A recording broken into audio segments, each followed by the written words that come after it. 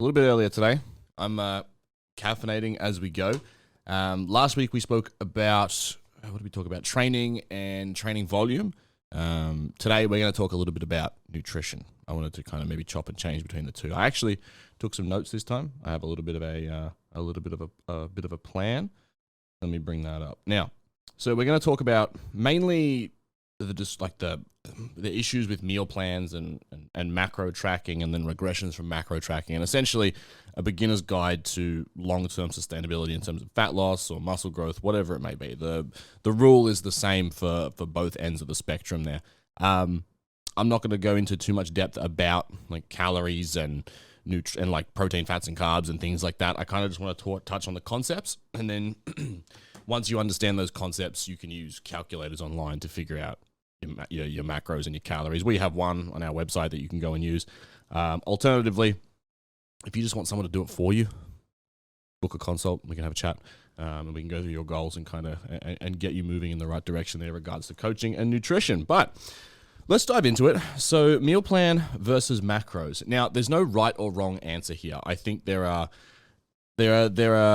pros and cons to both. Both serve their purpose, and one just takes a little bit more time to understand than the other, and one will serve you far longer than the other. Now, we'll start on meal plans. While I think meal plans are a good stepping stone for a lot of people, I think they create a nice, solid foundation to nutritional long-term sustainability and somewhere to start to get you moving in the right direction, which will then get you more of a result. And as you get more of a result, you have more motivation, you'll buy in more, and you'll stick to the process more and more and more, which is terrific. But meal plans get fucking boring. They do. Unless you know a lot about cooking and nutrition, and you can create these nice different meals. Where a lot of people don't. Some people do. Some people don't. You can use recipe books, especially macro-friendly recipe books that will give you ideas of like, hey, okay, cool, I can make this fit in. But again, that comes down to a level of understanding macro tracking too, which is where you probably can figure out, based off all of my other content, if you watch any of that, where I really sit with nutrition. I think macro tracking is probably one of the greatest things ever. Meal plans, though, I think are a great starting point. I follow a meal plan. I build out my meal plan because I know how to macro track, and then I will follow the same meal plan for probably 6 weeks and maybe change one or two things in it. I'm very consistent with my food in terms of I like it simple. I like it straightforward. I don't like to have 15 different ingredients per meal. I'll have 3 or 4, and then that'll be it. It's easy to prep, easy to cook, easy to travel with, easy to do whatever. I can put it in a Tupperware container. I can heat it up. I can freeze it. Just simplicity for me. Now, for most people, like they rely on them too heavily from an aspect of like most of them come through challenges or just people trying to hock them online and trying to sell them like $20 and you can get a meal plan made, which is great. But when we look at long-term fat loss, your calories are going to change through that period of time. You will start to metabolically adapt to set point of calories, and then you will either need a refeed or you'll need to drop them down again to continue fat loss. So a one and done meal plan, unless you are extremely, extremely heavy, probably won't work if you're someone on the lighter side looking to lose someone who's like looking for long-term fat loss and looking to lose a substantial amount. Even if you're on the lighter side, you will eventually adapt to those calories and fat loss will stall, you'll plateau, and you'll wonder what to do. So I think transitioning someone to macro tracking is quite important. It's what we do. We start people on meal plans and then we transition them to macro tracking. But they are taught how to macro track, because if we look at macro tracking from a long-term sustainability point of view, gives you the ability to, one, understand nutrition. So you don't need an in-depth knowledge of it. You don't need to have a fucking PhD degree, a doctorate, this, that, the other in nutrition to figure out how to macro track. The basic concept of it is very simple. You have your protein, fats, and carbs, and then you hit those eating whatever you want ultimately. And as long as you're within calorie ranges and you're hitting those macros, you're going to hit the calories and you're going to continue to either gain weight or drop weight or sit where you are, like depending on what your goal is for that point in time. Now, when we look at the biggest point of constraint for most people in diets or dieting phases is they still want to have social events. Now, unless you're a comp prep competitor and you're just someone that is just looking to more of a lifestyle, just to lose weight, to be healthier and feel more confident about how they look and feel, then social events are still going to be a very, very important part of that. Now, a lot of people go, I'm going to cut out all alcohol, which, great, cool. If you want to do that, that's terrific. But if you're doing it for purely because you think it's one of like the sole reasons that's holding you back from weight loss, or you think that you can't drink and lose weight, or you can't have social events and lose weight, you're very much mistaken. You can still track that stuff into your nutrition and still continue to make progress and still have an element of social life too. Because like the analogy I always bring it back to is like, if we look at The Biggest Loser, the show, they take severely overweight people and they put them in a bubble, right? They're in a house where they cannot leave. There's no contact with the outside world, and they cannot go and have takeaway. They tempt them in the house with all that fucking shit. It's a really flawed model. Just eat as little as possible and flog them into the ground with exercise, which works. But again, we know most of them gain the weight back after the show because they're not fucking taught anything. But they put them in a bubble. There's no element of social life. There's no level of normality apart from they wake up, have a shower, exercise, eat some fucking chicken and vegetables, exercise again, shower, go to bed, rinse and repeat. And they do that for, I don't know, it is 12 weeks, 16 weeks, whatever it is. But there's no social events. There's no level of their normal life. Now, if you take away all level of social events, I think for a period of time, you could probably take away a level of social events.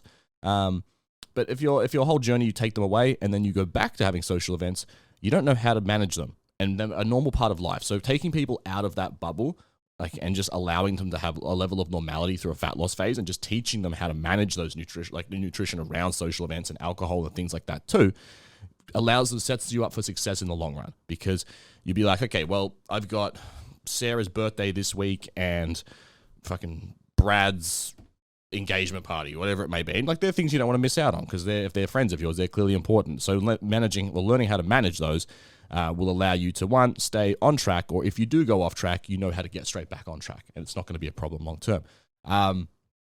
Now, where a lot of people go wrong is on the, it comes back to like the all or nothing mentality, the light switch mentality. Either they're all on or they're all off, which is great for periods of time, but all on or all off for most people is they're either, like I said, cutting out all social events and they're just diving deep into this, I'm going to do everything 120% for 6 weeks, 8 weeks, and then I'm going to go back to moderation. And moderation for most people is not balance. It's going back to old habits and starting to undo all the progress that they made. So it just comes down to, if you're going to have a light switch mentality, which I think for periods of time is advantageous. Like if you've got a holiday coming up and you need to knuckle down and go and get shit done, then great. But learning that the off switch for you is not going back to old habits and fucking stopping training and stopping tracking and all this stuff. It's a level of moderation of where you're probably 90% compliant with food and 80% compliant with food, whatever the number is for you, to where you might not make progress at leaps and bounds that you were when you were all in, but you are continuing to make smaller, more gradual, longer term steps forward. So that's where I think the all or nothing mentality should end up. But again, I've gone on a bit of a tangent. So just coming back to my notes, because that's why we have them here. Long-term sustainability of a meal plan is a problem. While I think they have efficacy, if you know how to track nutrition, or at least macro track, whatever it may be, calorie count, you can still follow a meal plan, because when you do want to go out, you know how to track those things in. You can take out your dinner and sub this in, sub that out, whatever it may be. And in that case, then I would say meal plans are sustainable, because once you start tracking, you're going to start prepping meals in advance. You're going to start planning your week's worth of food, so you're not wasting money at the supermarket, at the shops, the grocery store, whatever you fucking call it. And you'll start building essentially your own meal plans. So at meal plans plus the addition of knowing how to track, terrific. Lack of nutritional understanding, they limit your ability to understand nutrition if you are not taught. Typically, meal plans are bought online as a one and done thing, or there's coaches that just give out meal plans, which again, not the end of the world, provided you know how to track. But if there's no level of education backed up behind it to actually teach you how to manage your own nutrition, it's just gatekeeping, essentially. Gatekeeping information so that you won't leave. But ultimately, if you have food freedom, you are going to stick to the process better, you're going to stick to it longer, and ultimately you're going to get a better result. So we're huge on teaching nutrition. When clients get on board with us and start with us, they get access to a course that teaches them how to track macros. And then they obviously have coach support to be like, hey, I'm not really sure I understand this. Can you just make sure I understand it? We're actually currently redoing the course, way more in depth. So yeah, that's there you go. Reliance on the plan, food freedom. Again, Meal plans, you're stuck eating the same thing for 7 days. Some people can't hack that. Some people can. Some people don't care. They just eat for fuel and they eat for convenience. And convenience for them is just eating the same thing. It just keeps it simple and keeps it straightforward, and they don't care. They'll change it up every now and then. Now, some people can't do that, and that's okay. That's where tracking comes in, because if you're going to have to fucking get a meal plan for change it every 2 days, like you're going to be buying so much stuff at the supermarket that your budget for food is going to go through the roof, and it's going to become an extra costly expense where you could look at taking maybe twice a week. You just change your dinners out and you just track something else in. So, all right, macro tracking regressions. Now, a lot of people, you can do the whole tracking where you're tracking protein, fats, and carbs, which I think is the most accurate, because it allows an even split or a more structured split between the 3 macros, especially from a training performance perspective. A consistent amount of carbohydrates throughout the day will allow for more predictable training performance and things like that too. When it comes to dietary fats over a longer period of time, we're making sure that, we're getting sufficient dietary fats, hormonal function, hormonal regulation and creation, to making sure everything is nice and level there and not going up and down, left and right, all over the place. Okay? So we have a few regressions for it though, because I understand that people are busy and some people don't have the mental capacity just with work or family situations to juggle all 3 macros. So we have protein and calorie. Now, this is the second best option to full macro tracking if you want some level of freedom. Protein, again, especially in obviously a growth phase, we're looking for recovery, and it's like as we all know, we've heard the quote, the building blocks of muscle. And in a dieting phase or a fat loss phase, they're more there for satiety, but also making sure to keep the muscle that you currently have, and then thermic effect of food. So it plays an important role in both aspects. So that's why I like that one the most, because it keeps a consistent level of protein intake. So we're not dropping down super low to fucking 10 grams of protein a day and 200 grams or 400 grams of carbs and this, that, and the other. And then you just have a calorie target, because ultimately at the end of the day, calories are king, protein is queen. Calories will, my phone buzzing the microphone. Calories will dictate whether you gain weight or lose weight. So provided you are hitting a calorie target, you will be fine. Like if your deficit is 1,700 calories and you're consistently eating 1,700, you're going to drop weight, regardless of whether you're eating more carbs or more fats that day, lower carb, higher fat, lower carb. Keep protein consistent. It's a relatively simple way to do it. I've got some clients that do it just because they have very, very busy schedules, very, very busy jobs, and it's just more convenient for them. So that's what they do. Provided you are consistent with it though, it will yield the same outcome. Calorie only. This one, a little bit less favorable for me. I don't mind it. I think it does have some level of efficacy, especially around maybe some ED tendencies and things like that, where again, I think it works because calorie counting, like Weight Watchers and things like that, ultimately work, provided you stick to them. They put you on extremely low calories, but the concept is still the same. You're just hitting a calorie target. If you are someone that's not super active weight training wise, then sure, this might be advantageous for you, so that you can just hit a calorie target and drop weight, gain weight, whatever it may be. But I think protein and calorie are going to be the best out of the 3. Third one, this is the one where it's like the more ED tendency kind of deal, is hand plans. So I think Precision Nutrition, I don't know if they came up with it, but it's something that I've used with clients before. Not even from a ED tendency perspective, but more of a issue, like a relationship with food wise, relationship with weighing food and things like that. Hand plans, we want a level of the reason we use a scale is because it's a consistent form of measurement of food, right? 100 grams of chicken breast on the scale is going to be 100 grams of chicken breast on the scale, whether you weigh it at 6 a.m., 6 p.m., upside down, right way up, left or right. It's going to be 100 grams. It's a consistent input. Now, your hand, provided you are not going through puberty and it's not growing, is probably going to stay the same. Your hands might still grow, I don't know. But your palm is going to stay pretty consistent, right? So the hand plan, I can't remember it off the top of my head, but I believe it's like a palm of protein, a fist of carbs, and the thumbs of fat, I think off the top of my head. Don't quote me on that. Google it, look it up.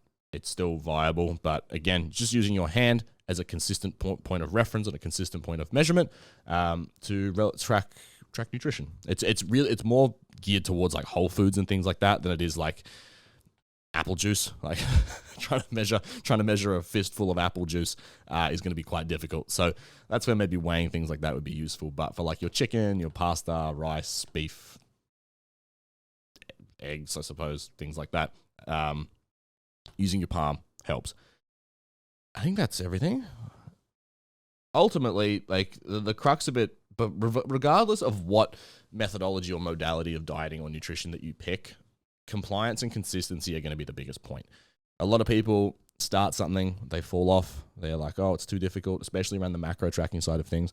And that 9 times out of 10, it just comes down to lack of understanding of macro tracking. It's not overly difficult, provided that you are taught. There are resources out there. We have an ebook, Macros Made Easy. We wrote it a while ago. It's free on our website. It'll teach you how to track calories. It'll teach you the importance of each macronutrient. It'll teach you, what else does it teach you? How to work out your calories, I believe. It has like mini cheat sheets for protein, fats, and carbs. What else does it have in there? I don't remember. We wrote it so long ago, but it's still, I think, one of the best pieces of like a non-video content that we have put out. It's a terrific book. Reese and I wrote it. It's very, very good. It's got, I'm pretty sure it's got videos in there too, learning exercises on how to actually understand it. So it's got the written version and the video version, but it's free on our website. Just bang your email in and it'll be emailed to you, and you will get access to it. But hopefully you took some value from that. This is a little bit of a less in-depth one, but it's something that I've had a lot of questions on lately, so I kind of wanted to just make sure that I got a video out on it. But yeah, if you found it useful, make sure you click like, do all the stuff on YouTube, subscribe, follow Lionstone on Instagram, follow myself on Instagram, share it with a friend. I think that's it. I've been posting more on TikTok. Follow me on TikTok. I'll put all my shit in the bio, I suppose, or in the description box below. But yeah, hopefully you have a good one, and I will see you next Monday for another video.